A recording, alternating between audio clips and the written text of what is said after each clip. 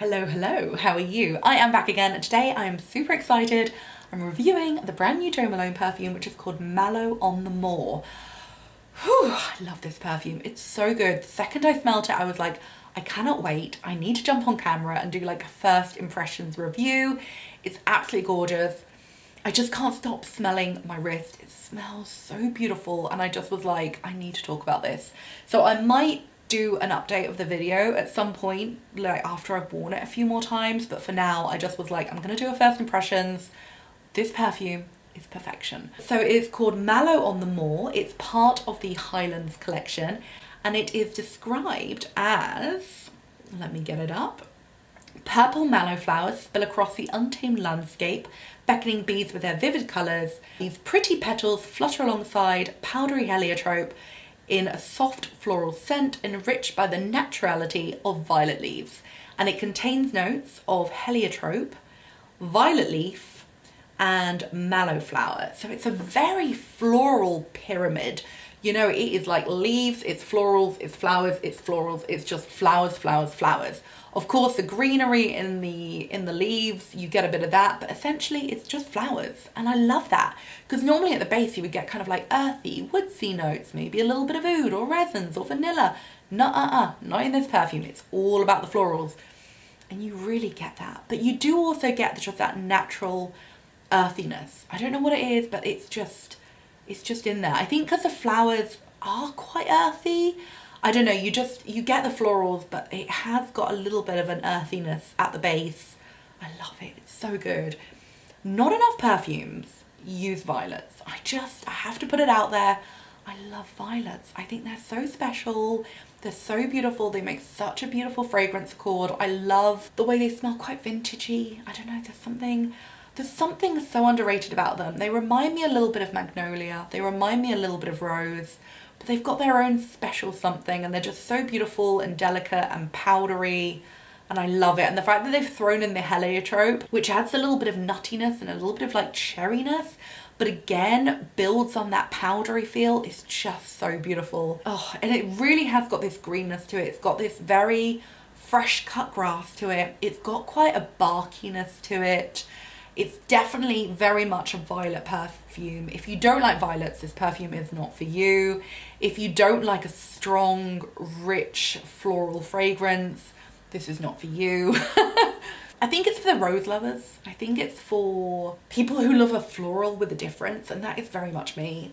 I do definitely think it's got a very powdery vintage feel. It's very unique. It's not like any other perfume I know.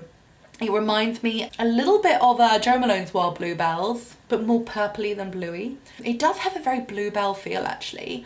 It reminds me a little bit of the coastally ruggedness of wood sage and sea salt. Kind of got a little bit of herbaceousness. It's got that cut grass. It's got that little bit of like fresh spring greenness, but then it's very much all about violets. And it really does have a very wildflower feel to it. Actually, that's what it reminds me of. It reminds me a little bit of poppy and barley. I'm not quite sure why, but it has got a little bit of that poppy and barley vibe. It's got that kind of that soft, pretty floral, that really unusual feel. I don't know, that kind of quite intangible floralness. Yeah, if you like poppy and barley, I think you might like this. And if you like wild bluebells, again, I think you might like it. It's floral and ruggedy. Am I making any sense? But yes, if you love poppy and barley, if you love wood sage and sea salt, if you love wild bluebells, I think you're gonna like this one. It's really good. It's very unusual. It's not really like any other perfume I can think. It's just giving like a hint of this and a hint of that and a hint of this, and it's absolutely gorgeous. I love violet. I love violet. It's so good. It's got a real vintagey, elegant loveliness to it. So magical, quite nostalgic. Yeah, gorgeous. It's so beautiful. It's almost a little bit powdery and potpourri-esque as well, but like in the best possible way. Yeah, I hope that makes sense. I feel like I've just wandered off in my mind about like flowers and the Highlands, but it really does capture those kind of like wildflowers of the Highlands. It's gorgeous, very feminine, quite grown up, quite vintagey, quite nostalgic, absolutely gorgeous. I love this. Fragrance combining, I don't think it needs anything. I might throw in a bit of like blackberry and bay, maybe to add a little bit more greenness but add a little bit more juiciness to it. Maybe a bit of red roses to kind of like amp up the floral note. You could also, of course, add a little bit of wood sage and sea salt, which would make it a bit more florally and coastal. Maybe a little bit of myrrh and tonka to kind of make it a little bit more evening and a little bit more sensual. But yeah, it's gorgeous. It's absolutely gorgeous. And also the bottle. Can we take a look at the bottle? It's so pretty. It reminds me a little bit of the charity candles, which they do. And it reminds me a little bit of the herb garden bottles as well. It's so pretty. It's like painted on flowers. It's absolutely gorgeous. I love it. Oh, actually, that's something it reminds me of.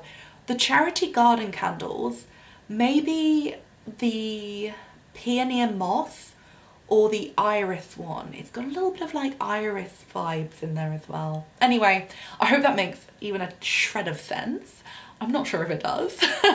But thank you so much for watching. I'll try and revisit this perfume when I've kind of made my feelings a little bit more concise. This was a little bit of a stream of consciousness, like ramble on about how much I love this perfume and love violets and all that kind of thing, but I hope it makes a little bit of sense. I hope you enjoyed. Thank you so much for watching, and I'll see you again soon. And there is also a video which I've made about Melancholy Thistle, so if you are interested in the collection, make sure you watch that too. Thank you so much, and I'll see you again soon. Goodbye.